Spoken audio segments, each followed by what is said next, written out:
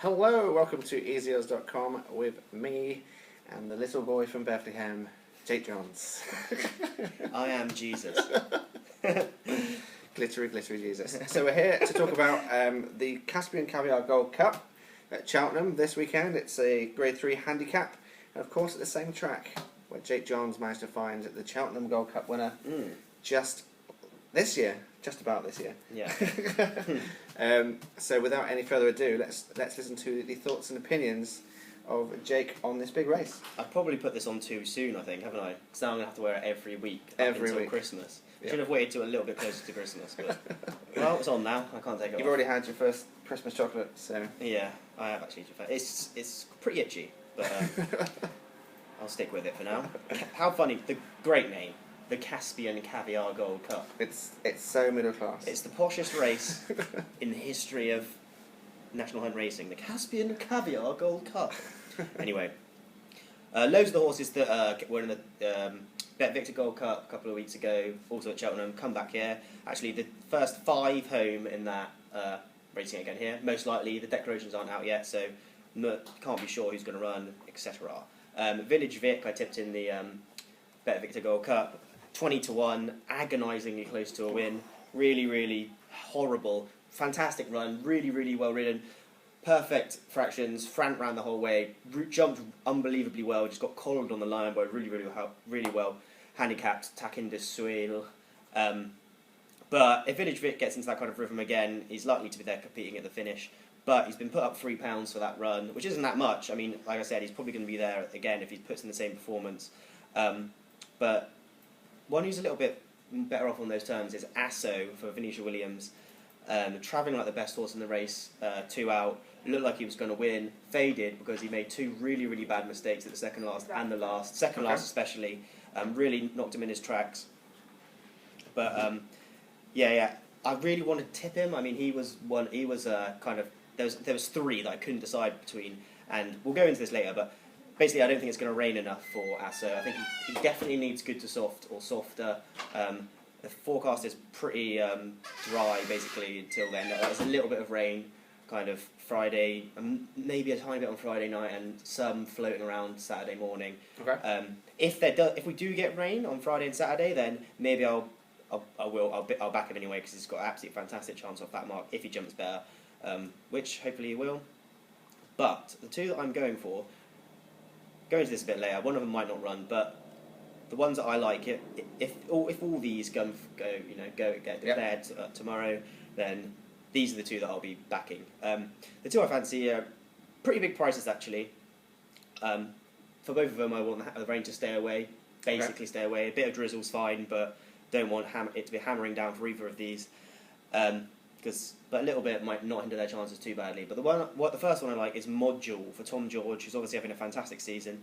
Trainer of Gold Zone, who I tipped last week, who just made a really bad error at the second fence in the Tingle Creek and then just couldn't get back on terms, was really far back since then. And then ran on at the finish, but that's just the same thing with Gold Zone. He always kind of runs well but doesn't win. Until the end of the season, he does well at Punchestown usually, so maybe wait till then.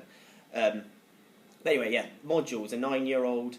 Returned from a near 2-year absence when thrown into the Schlur Chase. So this is a Grade 2 event, won this year by Fox Norton, who is just going skyrocketing. Ooh. Oh, no. Ooh! Okay, I'll make it as a necklace. He's skyrocketing at the moment, just getting better and better of each run. Now with Colin Tizard, second favourite for the Champion Chase. Module was beaten that day, but he wasn't beaten a long way. He was actually 4th, and it was like 25 lengths back, but it was a pretty encouraging run, seeing as he's been off for so long.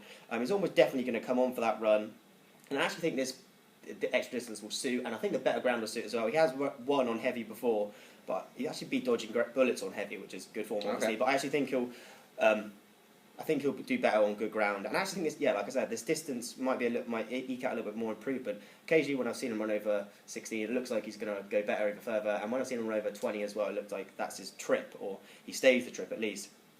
He was 3rd in a good ground Champion Chase back in 2014, the one that Side of Grugy won. It wasn't the best Champion Chase, but still Grade 1, feature race at Cheltenham Festival, so it's pretty good. And he was also 4th the year before that in the Jewson Novices Chase, now known as JLT. It was a Grade 2 back then.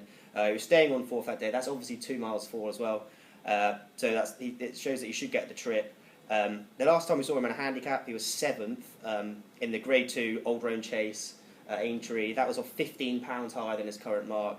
He was actually £3 higher than his current mark. He was actually 2nd in the Holden Gold Cup behind Summersby, 6 lengths ahead of Q-Card.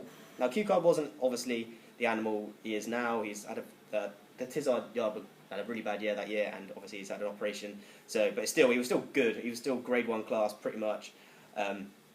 But he was 6 lengths ahead of him, so that's pretty good form. I think, yeah, he just could be really well handicapped, and he's almost definitely going to run as well, because Adrian Heskin's already been booked for him, the stable jockey. Okay.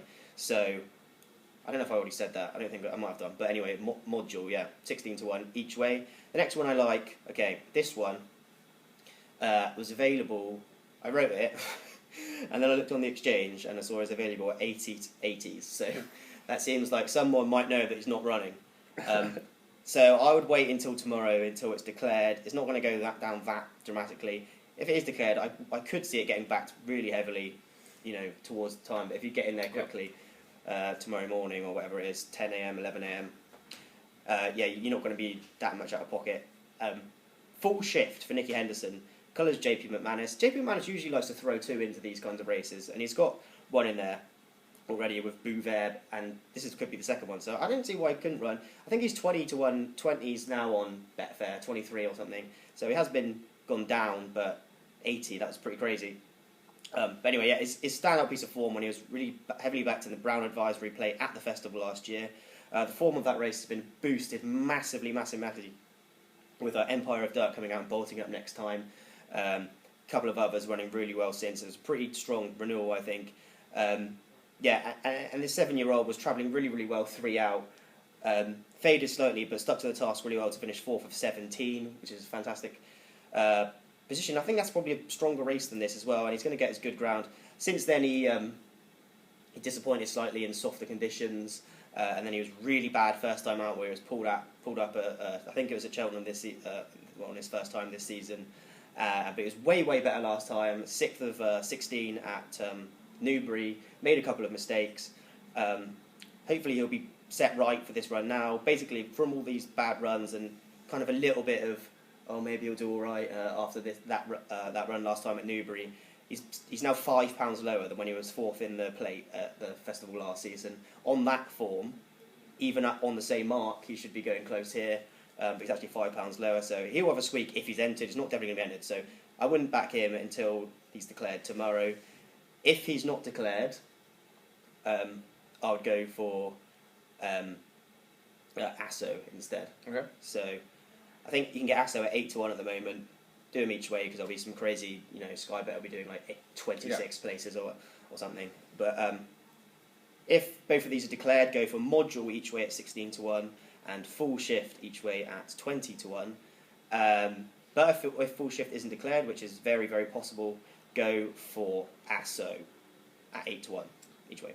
Perfect. So not only is there 2 tips there, like on the site, exclusively on this video, you've actually got 3 tips dependent on if Full Shift makes the grade. I'll just update the tips. If he doesn't get in, I'll put Asso.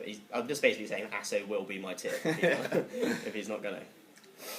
A good substitute to have at 8-1. So that's 3 tips there, all big prices. So make sure that you get the very best possible price using easyodds.com odds comparison service. And if you enjoyed the video, which I hope you did, even though we killed Christmas and this fell off. Christmas is over. Please subscribe to the channel by pressing the subscribe button. Or if you already are subscribed to us, then give us some love with pressing a like on this video. So thanks very much for watching. My name is Ross Casey, and I'm here with God's gift to horse racing, J. Johns. God's gift. Ding dong, merry on high, do do do do do do do. I'm going to high. I actually don't know the words at all.